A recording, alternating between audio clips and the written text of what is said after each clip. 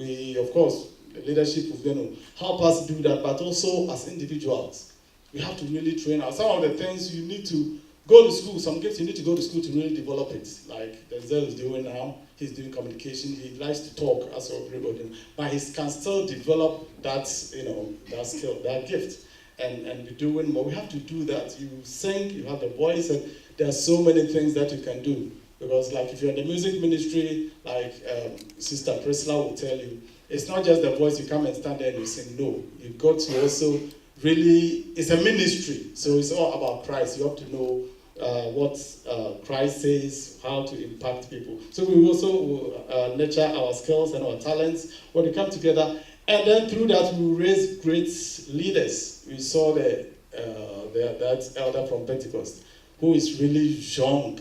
I mean, and he really looks like Akila. When I said, oh, it looked like Akila. So you see these guys, and let me say something that I've always been saying, that in our church, it's when you're about to go on retirement that they make you a deacon. You see, you have so many young people. We have been in this church. Look at Elder Philip Roya. He was here as youth, together with Abigail, Sister Abigail. Let me use the term. All of us, we dress ourselves there with sisters and brothers. And Sister Apinatu to them, they were all there as youth. And who were the other ones?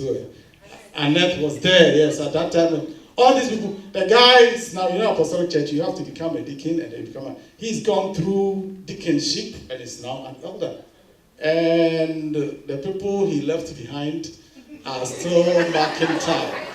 The church is waiting for them to near retirement. And then we invite them to make them deacons. So that they can never become elders unless they rush you through, because you are nearing your retirement, and so then they rush you to become an elder. And at that age, much of your vigor is gone. So you cannot really do much. So then you come and you just follow what I've been doing. Oh, okay, it's all right, it's all right. Let's just, and then you come and then you clap our hands and we sing and we go home and then we are building church. No, we've got to really understand, be able to see the qualities that God has put in these young people and put those things. Because that's what's going to help our church. Look at the world, look at the Olympic Games, look at the FIFA World Cup that we just had. All these people are youth. None of these people is 40. Look at them, the players, and they are winning gold, they are winning big money. These are all 16, the gymnastics, 16. Some of them were 14, right? Yeah. And then 18, and look at Rampal. The guy became a senator when he was like, 23 or so. And he's making decisions for the United States and for the whole world. But then you see, we are here and we have all these people and all these talent. They have been through college. And because we saw them when they were born, like some of you people were dedicated in the church. And some of us were there. And we held you, Pastor prayed over you, and then we gave offerings for you, for your account. And now you have gone through high school and college, so we still see you as that little child.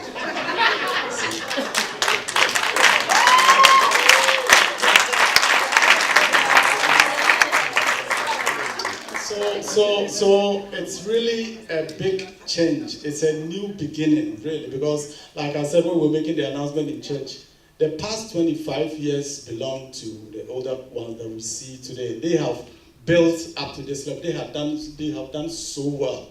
Some of these people have been elders for that long as the church has been in existence. 25 years. At that time, as I said, Elijah was, I don't know his age now, but at that time, I'm sure he was your age, Brother Samson. He was telling me, at that time he was there. He was your age, but look at him now. So if you are, leaders, if you are waiting for us to get to Brother Samson's age, because the things in us is going to grow old and we cannot do much.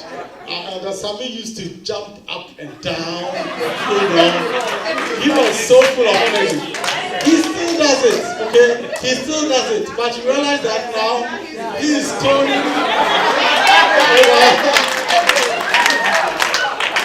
Now he's turning at the David's side, trying to behave like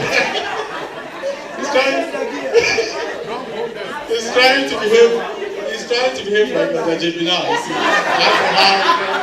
So all that I'm trying to say is that, you see, we are not that young. Sometimes when you're doing the interpretation in tree, oh, so our youth, so your man, your more friend, no. These are not, look at these people here.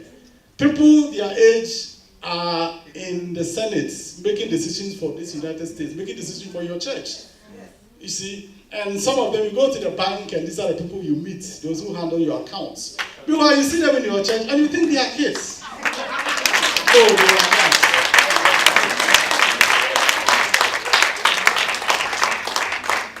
not. Okay, so our challenges. These are the challenges facing the youth, as we all know, and we need to look at this. No proper youth structure.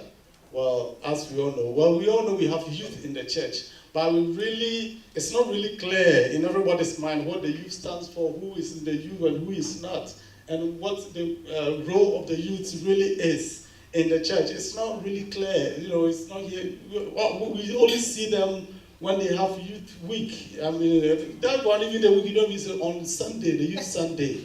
That's when you see them, and then the MC will come and, okay, so yeah, then we call them, then they come and sing, and then they do, they appeal for funds, and then we forget about them until next year. And that's not helping, really. So we need to really come to terms with when you talk of youth, what is this? And then what is their role? We need to be, as a church, we need to be clear on that. And then the second challenge is that we lack leaders in the youth. You see, I don't know, the apostolic church, maybe the area, maybe they have it in the pipeline. We don't have like youth pastors, okay? Some churches have youth pastors. So then you realize that when the youth have issues and concerns, they know who to go to. Sometimes you have issues, fine, you have a liaison elder, you have a pastor, but it's not the same as having a youth pastor whose main aim is on the youth. So that one, he's able to do things with the youth. And when you have a youth pastor, it means that the youth itself is a church on its own, the youth group. So then, that kind of, so the youth, because we lack, it's also a challenge. And we are going to also try to have ways and means of dealing with that. Then minimal presbytery support. I think I don't have to explain this. Because what I realize is that when we appoint you as the youth leader, it is what you know that you teach the youth. I mean, the youth leader themselves need to be mentored. They need to be taught, really. Because, fine, you appoint them youth leaders, but they're still under training. They need to be discipled. But then they go to meetings and no elder is there. And with all due respect, pastor is not even there. Okay, let's move on. So they go to meetings and no elder is there. And with all due respect, pastor himself is also not there. And they're just there. So then somebody comes today. It's the first time to youth meeting. Then they come and then they sit there and you okay, God's going to bless you if you come again. And then today, let's do this. And then they do what they do. And then he goes home.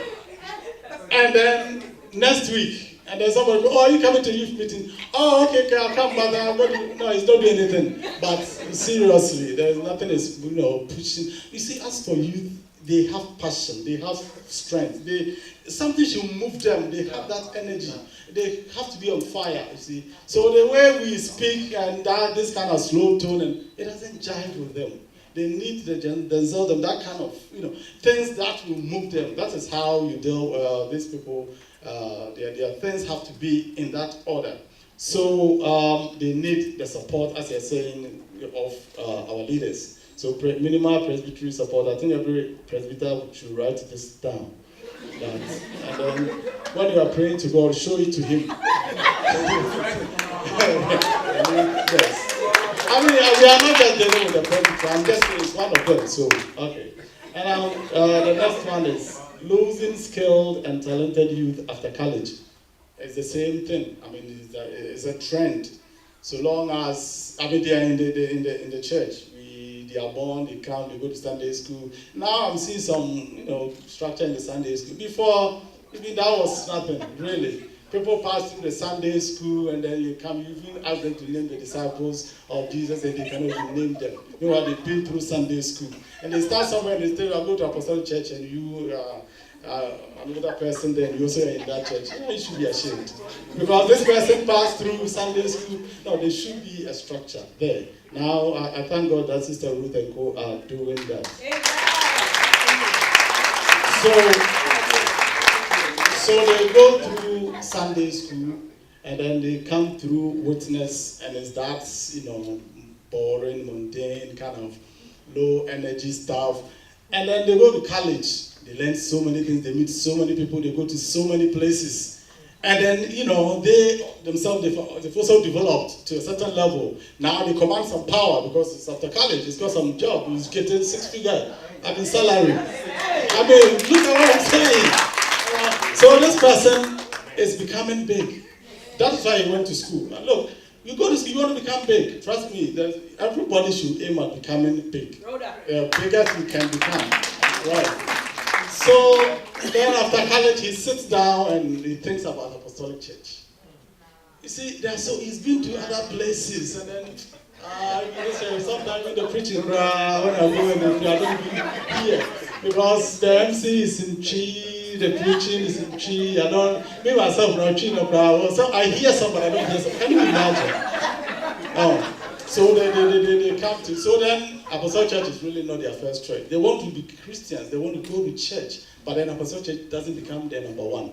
So then they have visited some other churches, and then they see that it really jives with them. Yes. And the thing is, it's not like if you visit it. Sometimes we see them on TV, on YouTube.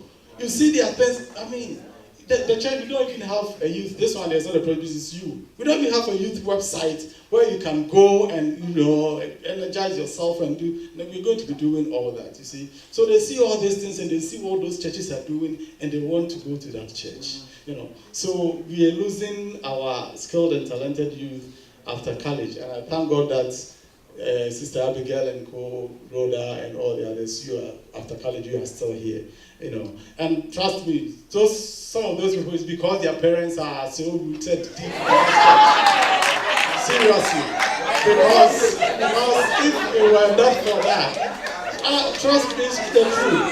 Because you want to go to some place that, So, but, some of them, their parents, they were educated here, as I said.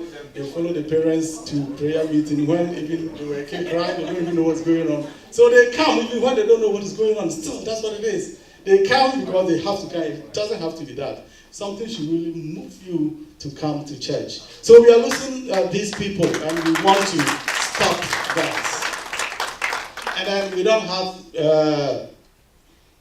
no mentor-mentee relationship, as the Pensa guy said, that elder from Pentecost. He said over there, they pair the youth with the Pentecost students and associates, the older folk, the professionals. So they mentor them. They kind of help them, they mentor them along the way in their Christian life, their personal life, their professional life. We don't have this relationship established in our church, and we want to do that. And also lack of funding. The youth, the church doesn't have a budget for the youth. So every time they have to come and beg for funds. And even parents, your children are standing before you, they need money. You want them to get to a certain level, they need money to do that. And you don't even give when they're doing that.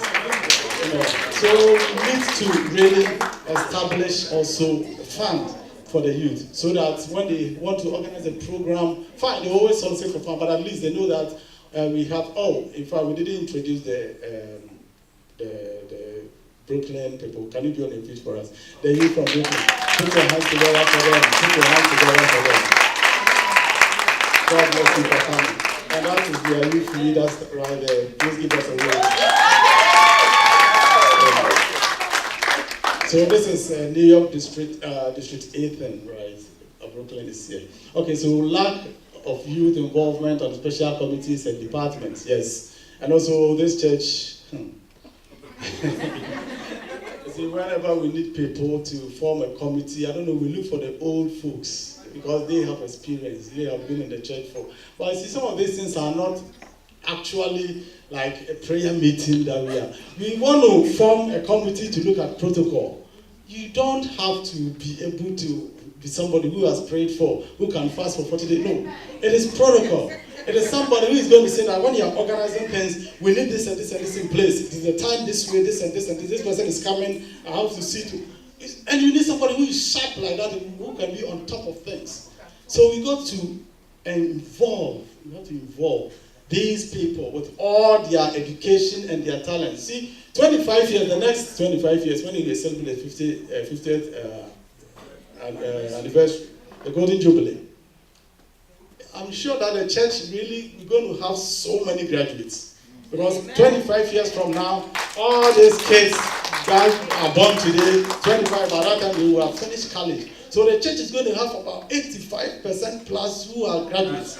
So then that church is not going to be the one we see today. So we have to have that vision and work towards that. So when we are forming committees to do things, now we are pleading with the leadership that involve these people.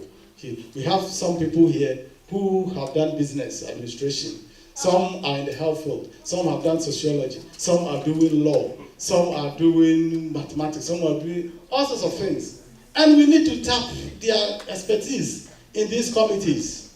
You know, like, let's talk about finance. You need people to run finance. You don't have to be an elder to run finance. You have to be somebody who has knowledge of finance. It's about money. So if you don't have knowledge of money, you have no business managing money. It's as simple as that. So if you want your money to do well and you go to the bank, you want somebody who can really help you who understands money and who can help you make greater returns. It's not somebody who, like, I don't know how to put it. Okay. So all we are saying is that the youth need to be involved in our committees and our departments because they have something that they can bring to bear. Amen. Now, no active departments like media, protocol, secretariat, yes. And also there are some departments that are not fully established in the church where these young people can really work because from the knowledge that they like media, protocol, secretariat, these people, they can do these things excellently. As Apostle Mina said, we want our ministries to be excellent, so we need to involve them. Now, how did we identify these challenges? Well, let's start from the last one. The research team, how did you identify these things? Let's start from the third one. Because we are also part of it. We are in this church. So we see, it's not like we are trying to pick on anybody. No, we see the problem. So through team observation. And then we set some questionnaires. We sent questionnaires to people, and the answers were all the same. You ask them, in fact, the things that this one will tell is the same. I see they met, I see they colluded. That's the term going around here. I see they colluded. So there was no collusion, but then you realize that they all came up with same concerns. So that's how we identify these things. And also, we met with the witness movement and we met with the apostle movement, and they also told us their concerns and their challenges. That's how we identified these problems. So these are not problems that the team is telling you no. These are the issues that we met with these young people, and this is what they are telling us. So now what's the way out?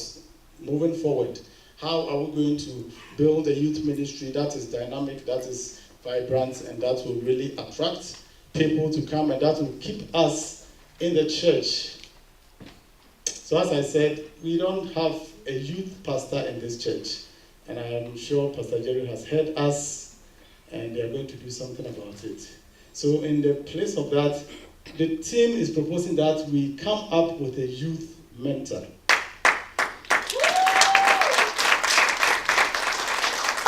And then we have who will be working hand in hand with the witness and with apostle.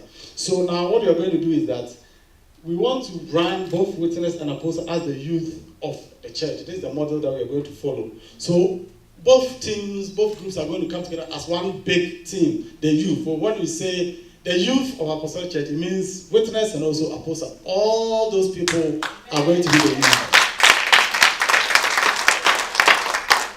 But then we have apostle. The mission of apostle is not going to change. They're going to run their programs. They're going to have their leadership everything that they do, they are going to do that. Apposa, the same thing, their leadership is not going to change. They're going to run their programs and their mission is going to be this. Everything, they're going to, except that we are all coming together now as one. So we'll meet, the mentor meets with both leaderships, and you sit down and you plan your programs in such a way that there won't be duplication of programs. So that if it's all of us, you see, we are working as one team. So if your witness is organizing relationship on a program on relationship, it's for all of us. Apposa is not going to be organizing that same program. If Apposa is trying to do fundraising for something, witness is not going to be doing fundraising the same year, because it's the same team. So when witness is doing something, all of us youth come together, but then the witness that is organizing it, they are leading. It's like the men's fellowship are organizing this picnic, but the whole church is going. That's how it's going to be. So we realize that witness will be doing things, but all of us will be here. You can even put Mancha or whoever on your program. If you do it's Apposa, but it's still you, so you can, if you need his expertise somewhere, you can put him there. The same thing with Apposa. Apposa is running their program. All witness, everybody, you are part of it. They can call anybody from witness to also be part of the program, because it is one youth body.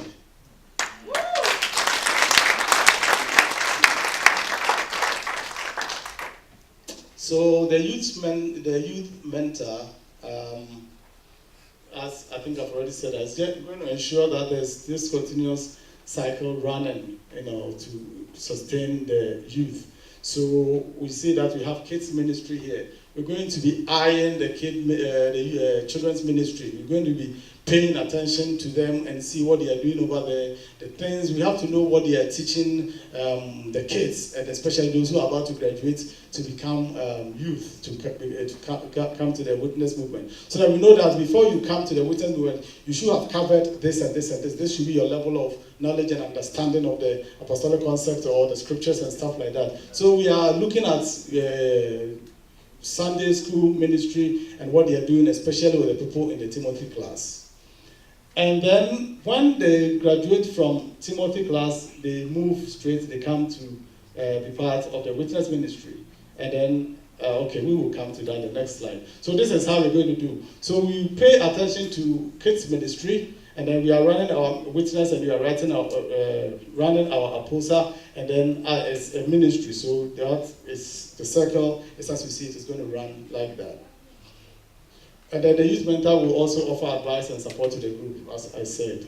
That's what he's going to be doing. He meets with the leadership, especially with their programs and stuff like that. He helps them. And he must mold quality leaders through workshops. And also that is what the youth mentor also be doing. We are not just running youth or Apposa.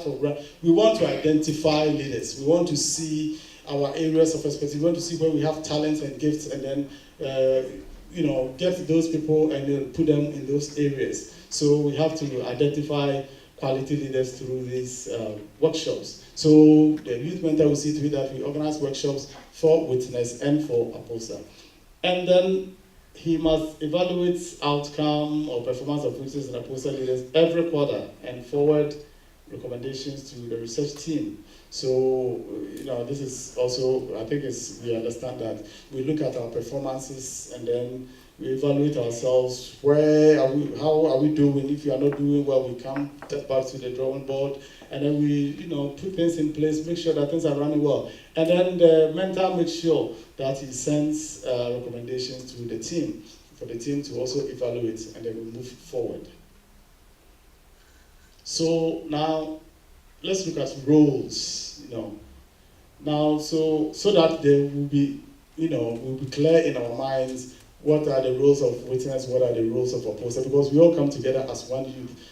I understand that I know, because I'm in the system, team observation, as we're saying. Apposa is something that is part of Apostolic Church from Ghana. I mean, it's part of us. So but then how it was introduced into the United States, it wasn't.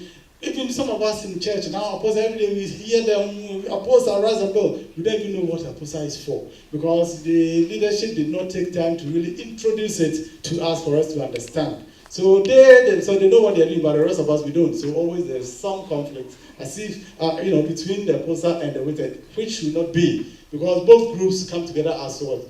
Youth, one big youth team. So whatever Appau is doing, you witness should be interested. Whatever witness is doing, Appau should be interested because we are one team. So the witness is going to concentrate on the youth graduating from Sunday school class, that is those from Timothy class. When they graduate, they go straight into witness movement. Some of these people, the last time they had a children's Sunday school, the guy who emceed, that Asher's son, that's his name, Franklin's, that guy did so well. I had never heard him speak, but he did so well. But after that day, that's it. I haven't seen him anywhere. He doesn't come to witness meeting. You just see him tall like that. So he cannot hide, he's that tall. So you see him walking there, come and sit at the back. And then he close there, he hold his little sister, wait for the daddy, and then they go home. So such person, now he's in college. So then he'll be in college, he'll go away, so we won't see him. Whenever they come on vacations, some Sundays he will come, some Sundays. And then he'll be going to some programs whilst in college. So when he finishes, okay, and then he looks at this church. Should I go back to Appau? That is thinking. We want to keep all those people in the church. So straight from youth class, the witness leader, once they graduate, you get the list and you be on them, you call the parents, you make sure that they come straight from there into our witness movement. And I want to foster great relationship with all youth students in the high school and colleges to ensure retention. So all those youth in high schools and all those youth in colleges, they are also members of the witness movement. The witness has to concentrate on these people, all those in high school and all those in colleges. They form the core of this witness movement. So we foster that great relationship with all those students. And then we provide needs such as retreats and seminars. Of course, we do this, but we'll continue doing that. We'll be having our retreats, we'll be having our seminars, and all the programs that we've been having, we will continue to have them. But then both witness and Appau should ensure campus ministry, which the Pensa people are doing. We're also going to start, and we will sit down as witness and as Appau and plan these things and see how we're going to go about it. And then this is Appau. Their roles will be that they shall organize all those graduates of the church and assign specific roles to put their skills and talents to work. There are so many people in this church. When you go to Methodist, they have young men and young women. They have the men's movement, they have the women's movement, they have the youth, but they also have young men and young movement as one unit. And they are so vibrant, so powerful. They always organize stuff. They are the ones that organize the end of the year parties. They organize the trips, those are the people, the young. And we have them in our church, but you see, we don't see them. And they are there, but they have no role. They don't do anything in the church. So if she's not a deaconess, she's not active in the women's movement. Look at the women's movement. It's the old people and the deaconesses that are in the women's movement. You see, all those people who have graduated from college, who really are not part of the Appau movement, they don't come to of the youth movement. They don't see themselves as youth. Meanwhile, they don't also go to the women's movement. So where are they? They are just hanging in the church. But as Pastor said some time ago, everybody should belong to a ministry in the church. There's no way that you will be in the church and you don't belong to any. That's why sometimes when you get lost, we don't find you. You should be in a ministry.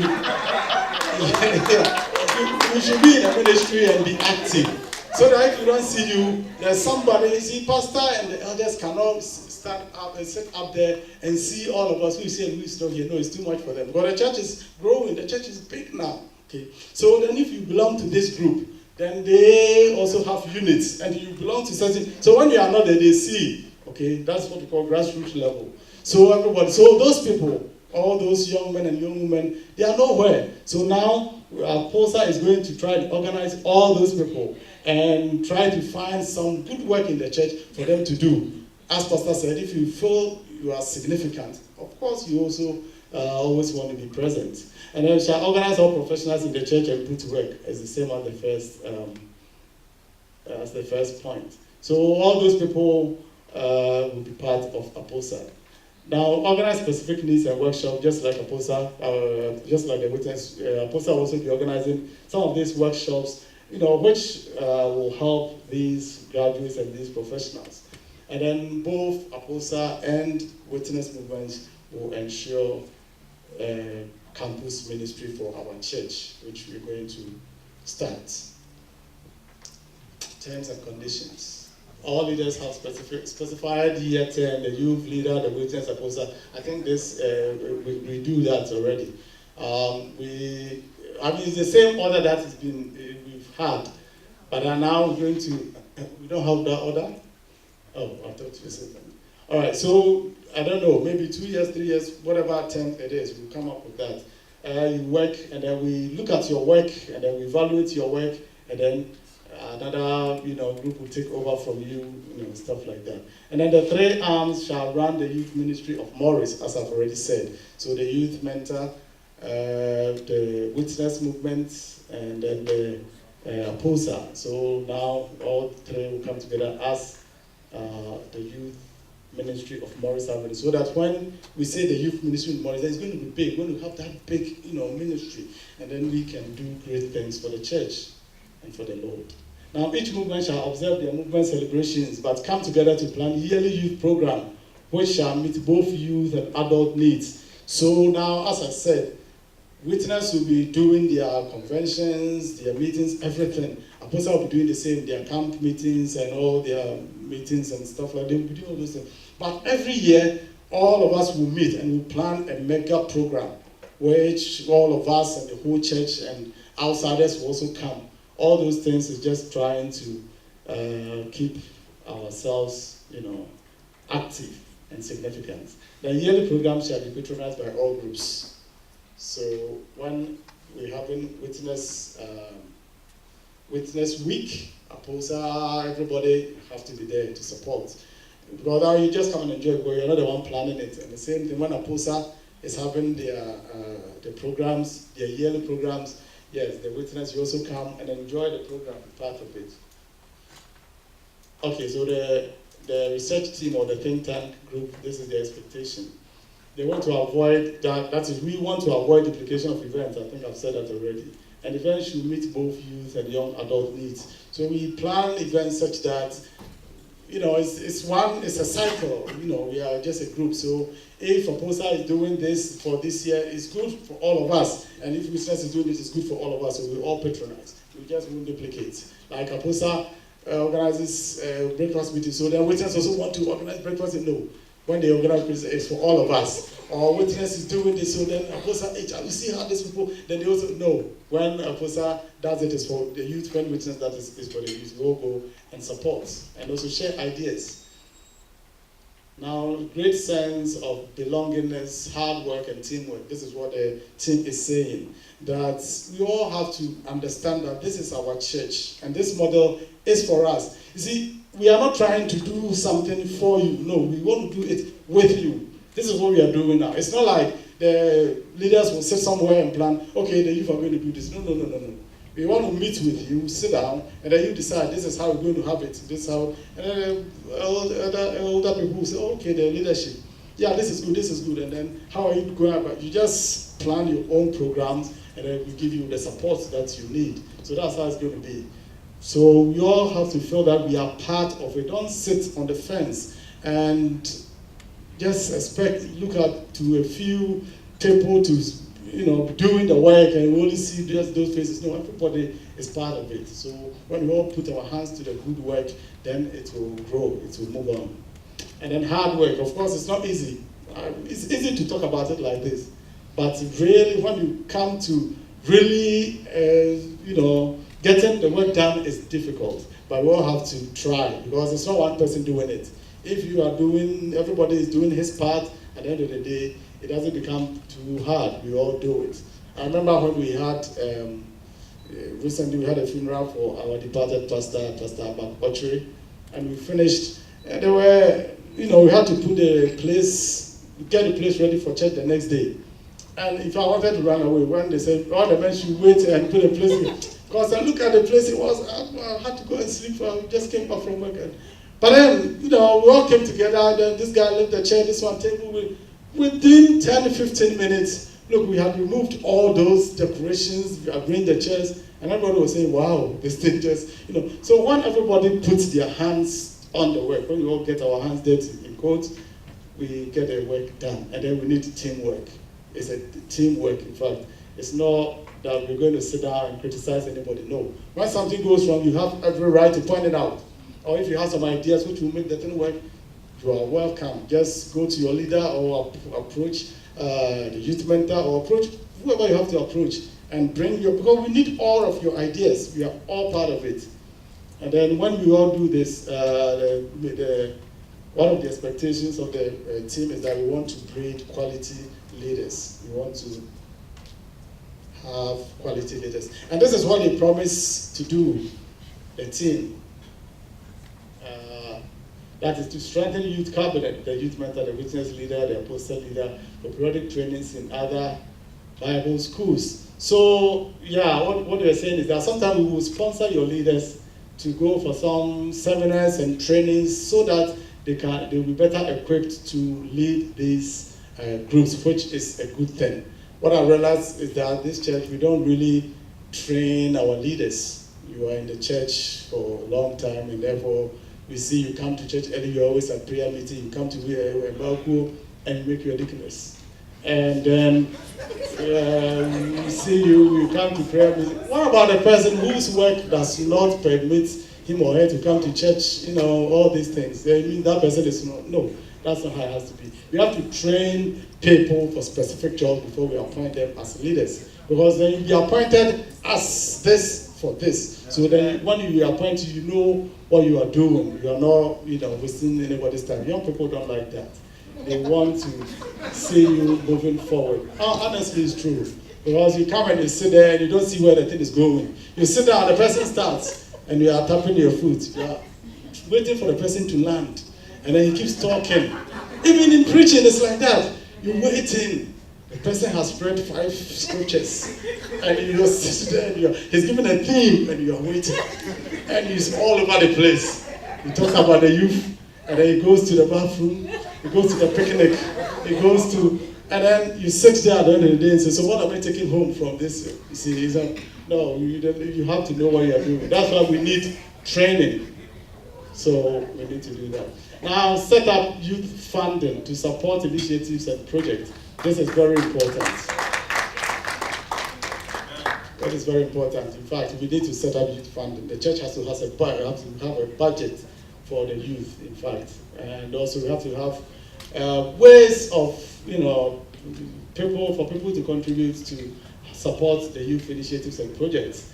And one thing is that we really also are going to involve parents, because the parents have to really also show interest in what the youth, their children are doing. And that actually also encourages the young people to also do well. And then assist in building campus ministry.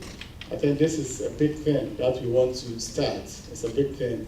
And we need all of you, your assistants, and how to go about this, because it is you doing it, It's a vision that all of us want to follow. And then graduates and professionals will take responsibilities such as administration and some departmental roles. We have said that. And also, like the Pensa people are doing, we're going to match some of the young ones with some of the professionals to mentor them, so to guide them in their personal lives, their professional life, their Christian life. So that brings me to the end of this model. I think I have tried to make it simple so we all understand. I'm sure we all do understand what this model is.